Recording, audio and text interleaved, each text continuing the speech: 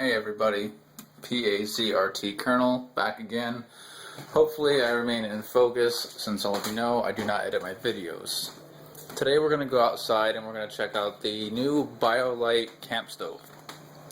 Keep in mind when it's burning, it's a camp stove, not a bonfire, but it's still pretty dang effective. So here we go. Out onto the back porch and down. As you can see, I've already got some wood chopped up here. As a size reference, I'm going to set this box of matches out. These sticks are approximately the depth of the camp stove itself. If any of you don't know yet, the BioLite camp stove was designed to provide electricity through a USB port to all of your fancy gadgets and gizmos while you're out and about. So if you like having a cell phone with books on it or survival manuals or anything else like that, you can keep it charged and keep it read if it's not disabled by some other means. We're not going to get into that today. So hopefully I can get this thing started. We're just going to take a little bit of this stuff here, stick it in the stove, and like I said, I didn't say, I've used this one time. It's really quite impressive, but I had a little bit of a cheat going on there, and I used hot coals from an existing fire, so I didn't actually light it myself. So today we're going to try it with these Strike Anywhere matches, and I'm going to try and strike some of this kindling before I stick it in there. Bear with me since I only have two hands and no assistance right now. My normal helper, Vern the German Shepherd, is not out here at this moment. And, well, he doesn't have opposable thumbs, so he wouldn't help me anyway. Also, it's slightly windy today, so we might have a slight problem with that.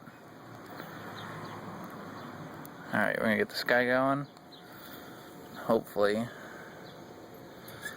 Let me stick it in there with the rest of them. We don't snuff it out.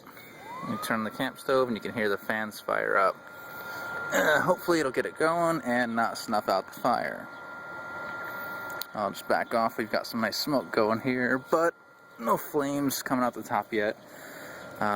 One thing you want to make sure you do with this camp stove is if you're actually planning on using it for more than a minute or two, max, you want to make sure you have a lot of wood chopped. I'm not planning on using it very long, but I have this chopped because last time I burned through all my wood very quickly. I don't know if we can see it, the smoke pouring out of there, but it's getting going, and I'm assuming that you'll soon see flames coming out the top. Oh yeah, there's the smoke. Here she goes. This wood came from my friend's father. Well, came from my girlfriend's father. I'm not really sure why it's colored black. We were assuming it's the type of wood. When we tried to saw through it, it killed our saws. The power saws we were using, it killed the motors. They couldn't spin fast enough or hard enough, I guess, to actually keep the motor running through the wood, or the blade running through the wood. New blades, sharp blades, all that stuff. I just don't know why we had a problem. Also, this company recommends that you don't use much, if any, foreign fuels such as papers, newspapers, stuff like that. So when you're out and about, try and use kindling and wood and stuff like that as much as you can, because wood is actually what you should be burning in it according to the manufacturer. So the biggest problem I've found with this stove so far is when you get it going, it can get tricky adding wood without burning yourself, like I just did there. So you need to be very careful by the flames. Maybe I should use another stick to poke it in there.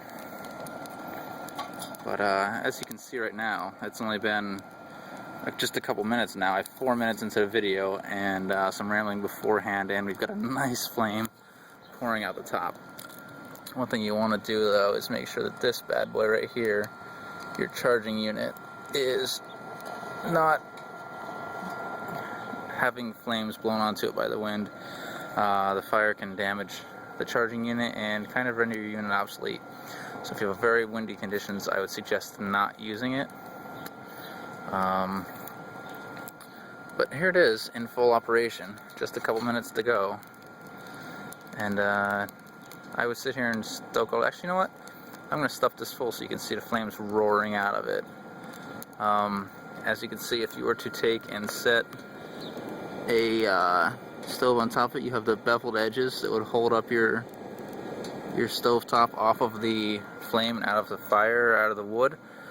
So you do have air circulation all the way around. There's also, inside this canister, there are little holes all the way around the inside of it. This unit here also blows a fan inside, and it circulates air throughout the entire canister 360 degrees, which also helps you in starting your fire because, well, we all know that fire needs oxygen to burn. So I'm just going to stuff a few more pieces in here, and then we'll let you see how it goes for a little bit. And then I'll probably let it burn out and go back to cleaning the house. I just was taking this off the table after using it the other day, and I thought, geez, I haven't actually made my video like I told all the guys on the zombie forum that I was going to. So once again, if you guys are interested in anything like this, whether it be camping, cooking, outdoor stoves, camp stoves, etc., there's a lot of good information, as well as other information on the website that I keep referring to, which is the Pennsylvania Zombie Response Team, aka PAZRT, and it has forums located at www.pazrt.com. On a side note, if you're looking to do actually cooking on this, I would suggest not stuffing all these giant sticks in like I am, because as you can see, I'm not going to be able to stick a stove on top of that. I was just stoking this so you guys could all see the flames that get going on here. The fan also has a low speed and a high speed. The manufacturer recommends that, I'm sure you can hear that now, look at the flames already going, recommends that you don't use the high speed unless you are actually have a nice fire going like I believe that I do right now. Because you can easily snuff out a small fire with too much airflow, and that's, look at that thing go. How insane is that? That actually might work as a bonfire. Put it in your little camping area if you're in a cave, which some of you guys may or may not end up being in for a minute or two. Nice camping spot out of the elements. You could probably use this thing to keep warm. I assume there's not too much airflow in there, and it's self-sustainable. The heat from the fire, which is blown by the fan, causes the orange unit there, to convert the heat into electricity and power not only the unit, but also be able to charge your electronics.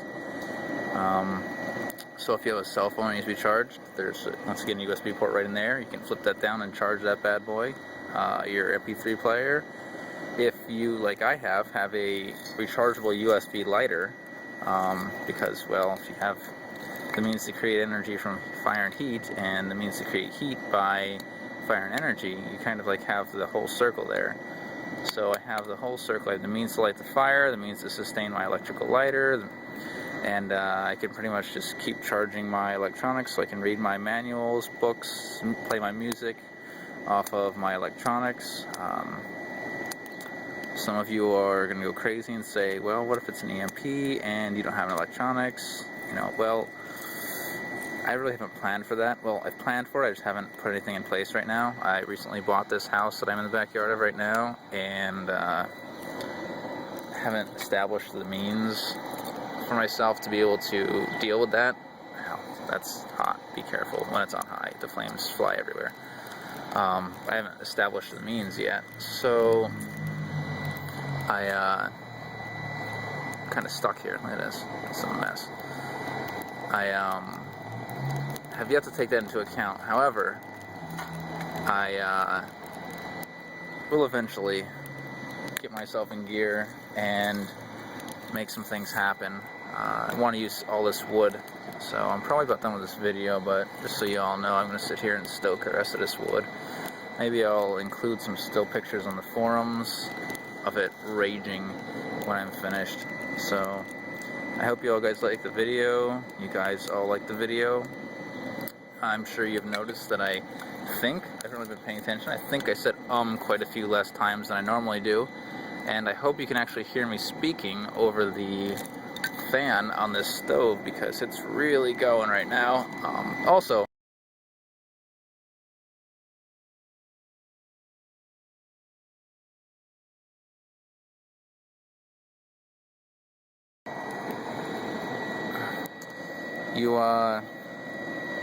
shit, that hurt. Totally made me forget what I was saying.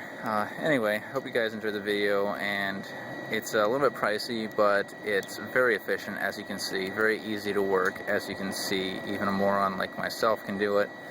And if you're interested in having electronic stuff floating around, this is a very useful tool to keep your little gizmos and goodies going.